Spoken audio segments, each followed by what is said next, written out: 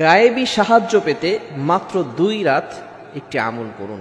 অনেক সময় আমরা কঠিন বিপদে পড়ে যাই, একেবারে অসহায় অবস্থায় পড়ে থাকি, অনেকে ডিপ্রেশনে পড়ে যায়, কি করবে কিছুই বুঝতে পারে না। হতাশ হওয়া যাবে না। Never lose hope, never give up. মুমিন কখনো হতাশ হয় না, মুমিন কখনো আশা হারায় না। নিরাশ হয় কাফেররা, মুমিন কখনো হতাশ হয়ে যায় না। মুমিন সব সময় আল্লাহর উপরে ভরসা রাখে। বিপদে পড়লে আল্লাহ তাআলা আমাদেরকে ফর্মুলা দিয়েছেন, টিপস দিয়েছেন। বিপদে পড়লে আমরা কি করব। আমি একটি আমলের কথা বলবো, তবে আল্লাহ তাআলা আগে কি বলছেন সেটা আগে শুনেন। আল্লাহ পাক রব্বুল আলামিন নিজেই বলে দিয়েছেন 2 নম্বর পারার 2 নম্বর পৃষ্ঠার 11 নম্বর লাইন সূরা বাকারার 153 নম্বর আয়াতে, আর কার কথা নয়, একমাত্র আল্লাহ তাআলার কাছে সাহায্য চাইতে হবে। আমি একটা আমলের কথা বলবো। রাসূলুল্লাহ সাল্লাল্লাহু আলাইহি ওয়াসাল্লাম আমাদেরকে আমলের কথা শিক্ষা দিয়েছেন, সাহাবায়ে কেরামদেরকে শিক্ষা দিয়েছেন। অনেক সময় সাহাবায়ে কেরাম নবীজির কাছে যেতেন, বলতেন, ইয়া রাসূলুল্লাহ, ইয়া হাবিবাল্লাহ, কিছু আমল আমাদেরকে শিক্ষা দেন, যে আমলের মাধ্যমে আমাদের ঋণ দূর হয়ে যাবে, আমরা হালাল ভাবে ধনী হতে পারবো, কিছু সম্পদ আল্লাহ তাআলা আমাদেরকে দিবেন। নবীজি সাল্লাল্লাহু আলাইহি সাল্লাম আমল শিক্ষা দিতেন। আমি যে আমলটির কথা বলবো সেটা হচ্ছে, আল্লাহুম্মা ইন্নী আসআলুকাল হুদা ওয়াত তুকা ওয়াল আফাফা ওয়াল গিনা। রাসূল সাল্লাল্লাহু আলাইহি সাল্লাম আমাদেরকে ছোট্ট একটি দোয়া শিক্ষা দিয়েছেন।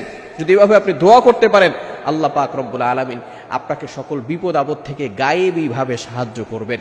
বিশেষ করে 2 রাত বলতে আপনি তাহাজ্জুদের সময় সালাতে দাঁড়াবেন, নামাজ পড়বেন। বিশেষ করে জুমার রাতে, যেই রাত হওয়ার পরের দিন জুমা হয়, এটাকে বলা হয় জুমার রাত, অর্থাৎ বৃহস্পতিবার রাতের বেলা, পরের দিন শুক্রবার, এই শুক্রবারের আগের রাতটাকেই বলা হয় জুমার রাত।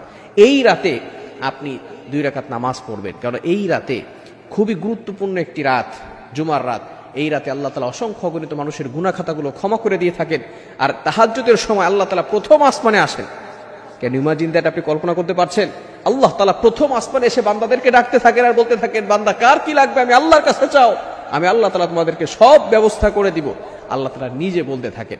এই সময়টা আপনি তাহাজ্জুদের সালাতে দাঁড়িয়ে যাবেন, 2 রাকাত নামাজ পড়বেন, অথবা 4 রাকাত নামাজ পড়তে পারেন, কোনো সমস্যা নাই। 4 রাকাত নামাজ পড়ে এরপরে আপনি লা হাওলা ওয়ালা কুওয়াতা ইল্লা বিল্লাহিল আলিয়্যিল আযীম পড়বেন। 100 বার লা হাওলা ওয়ালা কুওয়াতা ইল্লা বিল্লাহিল আলিয়্যিল আযীম, এবং 7 বার আল্লাহুম্মা ইন্নী আসআলুকাল হুদা ওয়াত তুকা ওয়াল আফাফা ওয়াল গিনা। এটা পড়ে এরপরে আপনি আল্লাহর কাছে দোয়া করেন। আল্লাহর কাছে বলেন, আল্লাহ, আমার অভাবে পড়ে আছি, আমার সম্পদ নাই, বিপদে পড়ে গেছি, আয় আল্লাহ বিপদ থেকে উদ্ধার করো, সম্পদের ব্যবস্থা করো, আয় আল্লাহ সঠিক পথে, হেদায়েতের পথে আমাকে পরিচালনা করো। এভাবে যদি আপনি দোয়া করতে পারেন, মাত্র 2 জুমার রাতে আপনি যদি আমলটা করতে পারেন, আল্লাহ তাআলার তরফ থেকে আপনার প্রতি সাহায্য আসবে। গায়েবী ভাবে আল্লাহ তাআলা আপনাকে সাহায্যের ব্যবস্থা করবেন। মনে রাখবেন, দুনিয়ার মানুষ দিলে শেষ হয়ে যায়, কিন্তু আল্লাহ তাআলা দিলে কখনো শেষ হয় না। আল্লাহ তাআলা দিলে আল্লাহ তাআলার ভান্ডারে কম নেই। আল্লাহ তাআলা যাকে দেন তাকে এমন ভাবে দেন, সেই বান্দা এমন ভাবে সম্পদের মালিক হবে যে দুনিয়ার কেউ তাকে ক্ষতিগ্রস্ত করতে পারবে না। আল্লাহ তাআলা আমাদের সকলকে এই আমলটি করার তৌফিক দান করেন।